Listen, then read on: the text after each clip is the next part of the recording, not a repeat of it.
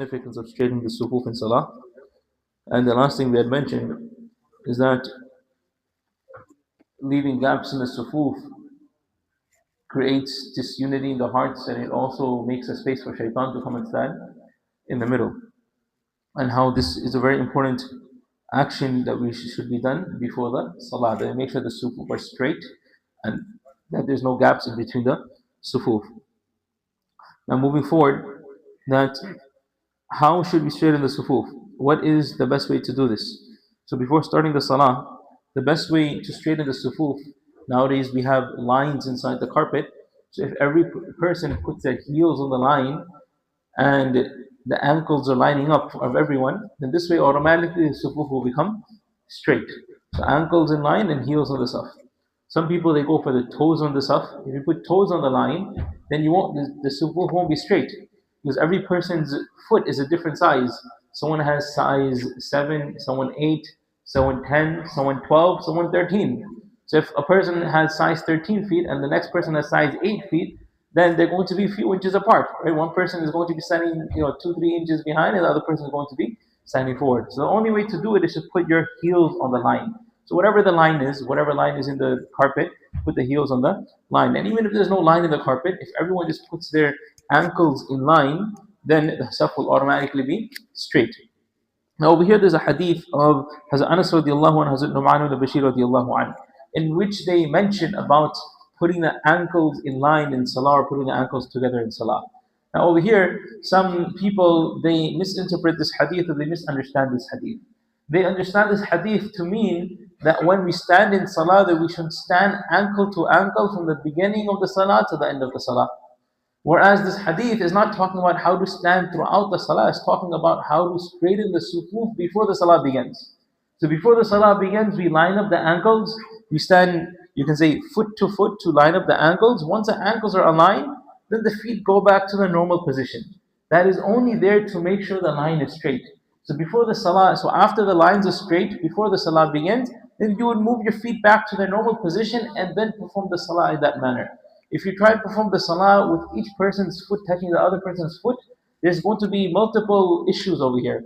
One issue is that it's going to be extremely uncomfortable, right? Because every person's shoulder broadness is different, right? So if you're trying to put your foot next to the other person's foot and the other person's skinny, and then you have another big person next to it, it's going to be, it's not going to be comfortable.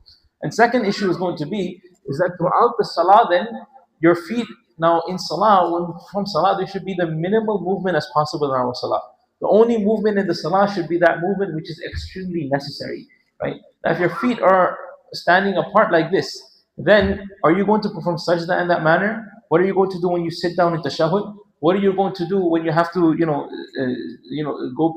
go in sajda, etc.? So then the feet are going to be moving. Either they're going to be moving or you're going to be extremely uncomfortable.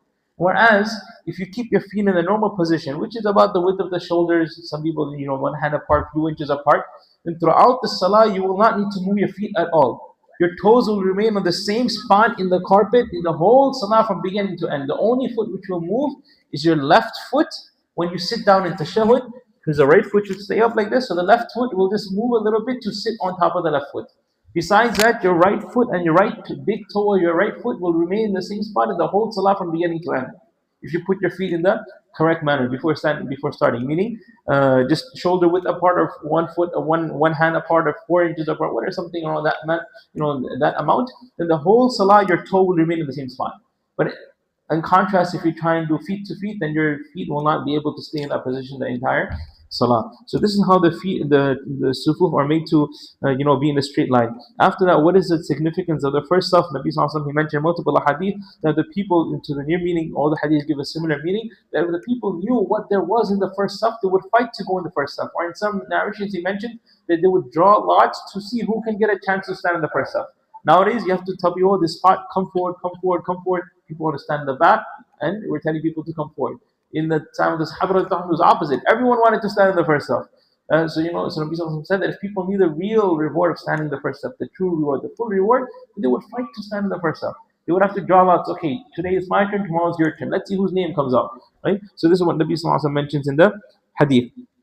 In another hadith, Nabi Sallallahu Alaihi Wasallam mentioned the khayru sufuf al-rijali awwaluha wa sharruha akhiruha. The best sufuf for the men are all the way in the front, and the worst are the ones all the way in the back.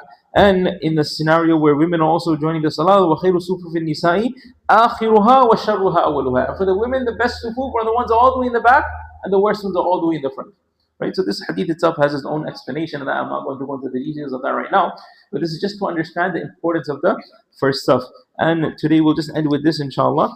One masala, and then we'll stop. Is that if a person, a couple of masala, or we'll begin the masala next week, inshallah. Right? So masala related to how to stand in salah and how to make the sufuf in salah. What should be the order of the sufuf in salah? All of this we'll describe next week, inshallah. Make dua to Allah subhanahu wa ta'ala that He grants us all the tawfiq to act upon the sunnah of Rasulullah sallallahu alaihi wasallam, and to act upon the hadith, and to be from amongst those people who are able to perform as many salat as possible in the first saf.